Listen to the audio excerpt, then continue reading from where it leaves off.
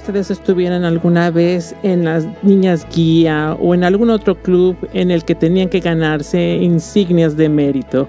¿Cuántas de ustedes? Yo estuve en unas que se llamaban chicas o niñas pioneras. Había toda clase de insignias de ganarse. Por ejemplo, por coser, cocinar, arte, deportes, ciudadanía. Y recuerdo que una vez fui a un campamento al desierto para ganarme mi insignia de orientación. Fuimos a un desierto y la orientación requiere que utilices un mapa y una brújula para encontrar tu camino, especialmente alrededor del territorio desconocido. Ahora, la aguja de la brújula siempre debe apuntar hacia el norte.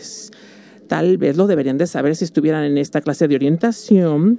Ahora, la orientación te enseña a orientarte hacia este indicador que es muy confiable. Te permite tener un correcto curso para llegar a tu destino. Y hay algunas cosas que aprendí mientras estaba en este curso de orientación.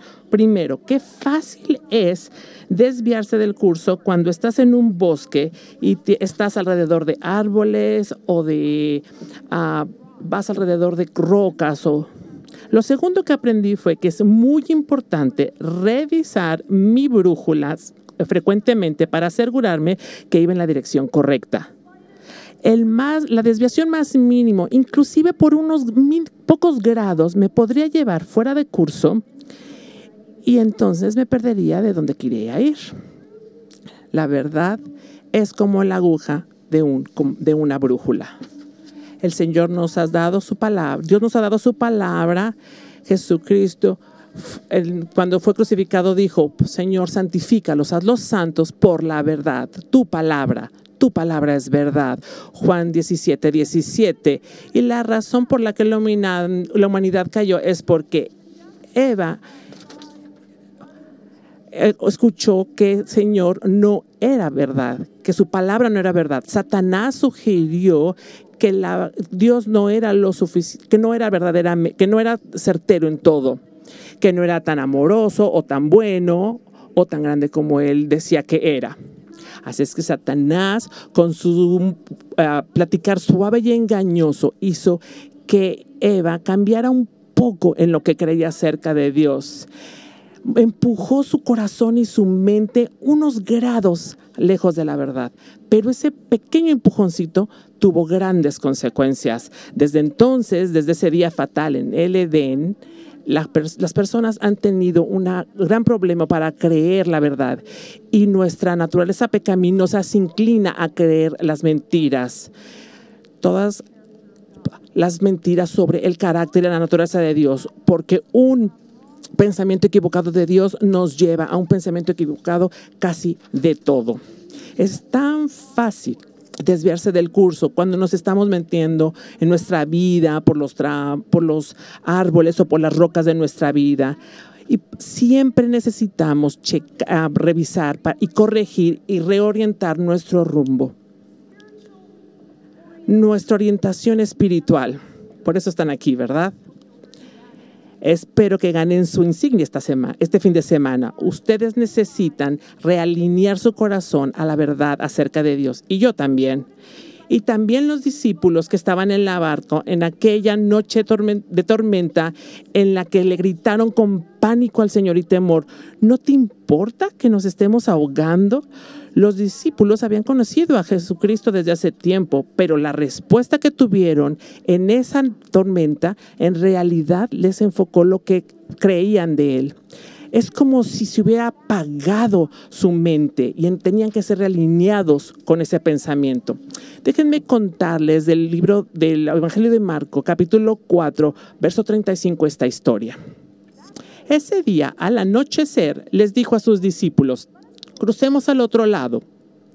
Dejaron a la multitud y se fueron con él en la barca donde estaba. Se desató entonces una fuerte tormenta y las olas azotaban la barca tanto que ya comenzaban a hundirse. Jesús, mientras tanto, estaba en popa durmiendo sobre un cabezal. Así que los discípulos lo despertaron. «Maestros», gritaron, «¿no te importa que nos ahogamos?». Él se levantó, reprendió al viento y ordenó al mar: «Silencio, cálmate». El viento se calmó y todo quedó completamente tranquilo. ¿Por qué tienen tanto miedo?, dijo a sus discípulos. ¿Todavía no tienen fe? Ellos estaban espantados y se decían unos a otros: ¿quién es este? Las tormentas de la vida tienen una manera muy reveladora de mostrarnos lo que pensamos acerca de Dios. Los discípulos tenían pensamientos incorrectos acerca del Señor. Había un problema en su pensamiento que tenía que alinearse. Y eso fue lo que los hizo experimentar pánico en vez de paz en mitad de la tormenta. Lo primero que ocasionó el pánico fue la mentira de que Dios no era lo suficientemente grande. Dios no es lo suficientemente grande, ellos pensaron. En este pasaje los discípulos experimentaron dos tipos de miedo. El primer tipo de miedo fue como un miedo aprensivo. Tenían miedo de que la tormenta los sobrepasara y que se fueran a hundir. Debe de haber sido una gran tormenta para asustarlos, porque después de todo ellos eran pescadores experimentados. Estaban acostumbrados a las condiciones del mar. Pero cuando esta tormenta los golpeó, a pesar de que eran marinos experimentados, se apanicaron y estaban llenos de miedo. Lo que es interesante es lo que podemos leer después en el mismo pasaje. La tormenta golpeó y tenían miedo. Pero después, cuando Jesús calmó la tormenta y entonces todo estuvo en calma, ¿cuál fue su respuesta? Estaban aterrorizados. Estaban más asustados del poder que Cristo demostró de lo que habían estado asustados de la tormenta. El versículo 41 dice que estaban sumamente espantados. Y tenían ese temor reverencial. El segundo temor. ¿Qué es el miedo? Básicamente es que cuando tú te ves muy pequeño y cuando algo se ve muy grande. Este miedo aprensivo es una emoción negativa. Es un miedo equivocado porque estamos ante circunstancias que son más grandes que nosotros y más poderosas. No tenemos el control. Veo las circunstancias y me doy cuenta que son más grandes, me puede lastimar y probablemente lo haga.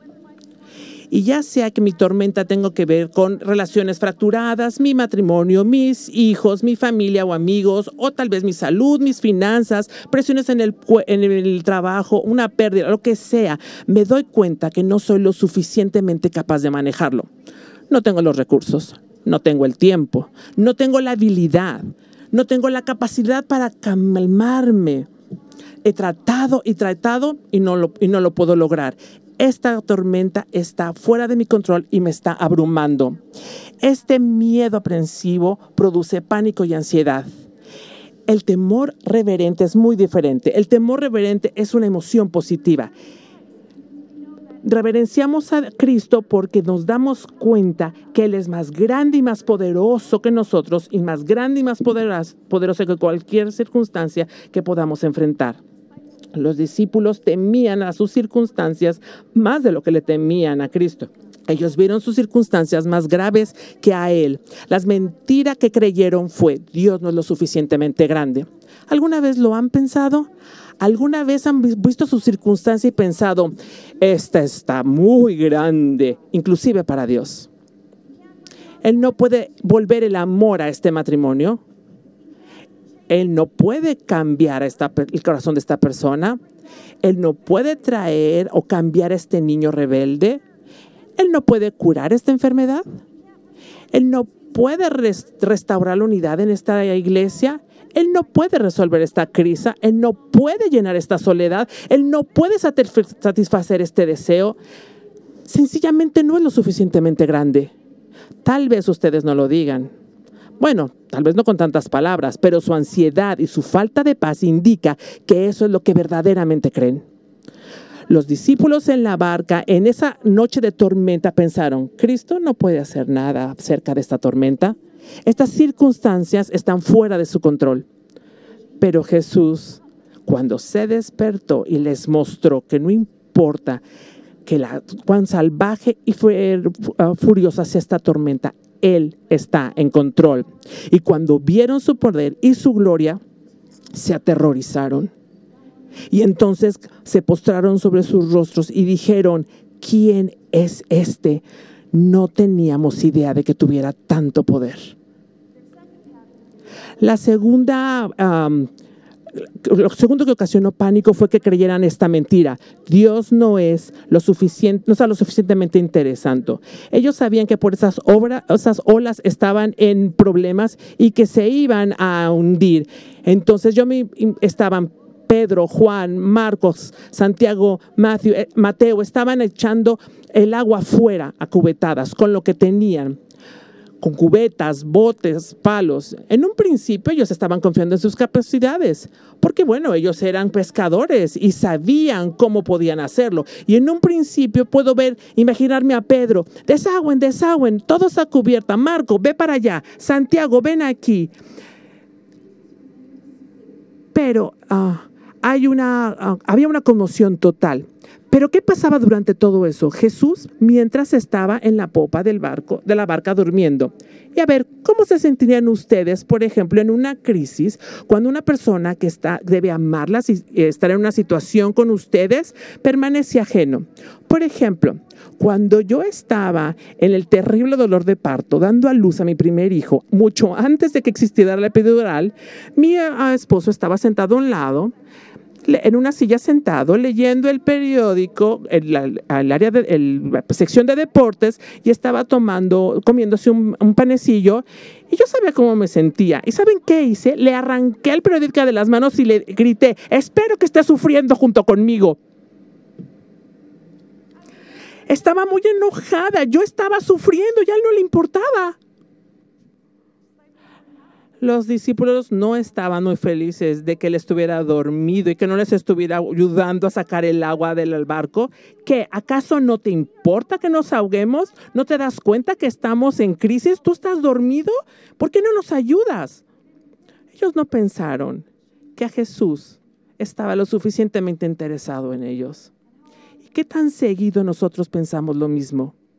Tal vez creamos que Dios es lo suficientemente grande, pero nos preguntamos, ¿está lo suficientemente interesado en mí? ¿Me ama lo suficiente como para ayudarme?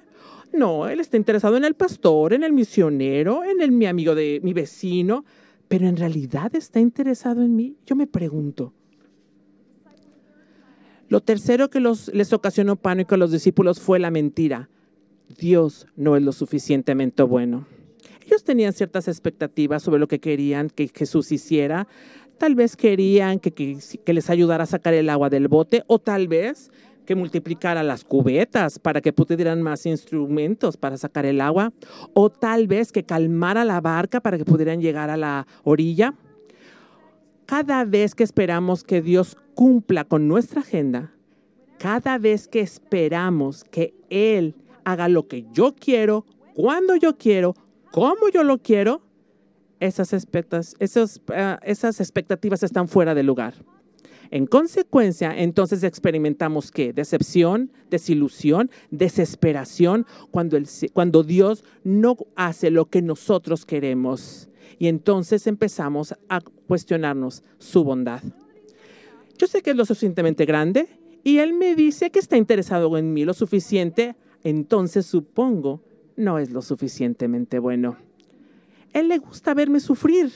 Él hay cosas que retiene de mí que me puede dar en su poder. ¿Por qué no me las da? ¿Alguna vez se han hecho esa pregunta? Tenemos un amigo muy cercano, Rusty, que se estuvo diagnosticado con cáncer, tenía un tumor detrás de su estómago del tamaño de una salchicha, y que el diagnóstico era muy fuerte. Todos sus ganglios linfáticos estuvieron dañados, y oramos al Señor para que lo sanara, y Él lo hizo. Rusty ha estado bien de salud y ha sido librado del cáncer por más de 15 años. Milagrosamente está sano. Tenemos otro amigo que fue diagnosticado con el mismo tipo de cáncer, y nos arrojamos en los brazos del Señor pidiendo misericordia para que Dios sanara a Johnny igual que sanó a Rusty. Pero el cáncer empeoró.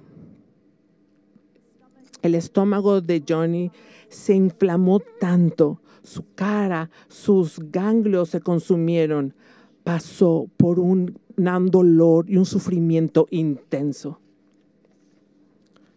Al final, Dios sí salvó a Johnny, lo sanó, pero no en la manera que nosotros esperábamos. Johnny fue a vivir con el Señor y dejó atrás una esposa, 2 hijos y un adolescente. ¿Qué tan frecuentemente queremos controlar a Dios? Pero sus caminos van más allá de los nuestros. No siempre los entendemos, pero tengan por seguro algo, que si Él no hace lo que le pedimos, aún así, Él es bueno. Él es bueno. Tal vez muchas de ustedes están pasando por tormentas violentas en sus vidas.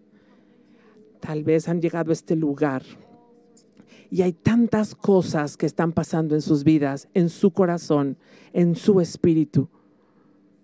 Enfermedad, divorcio, tal vez un hijo pródigo, adicciones, problemas y crisis financieras, luchas, angustias, traiciones, pérdidas.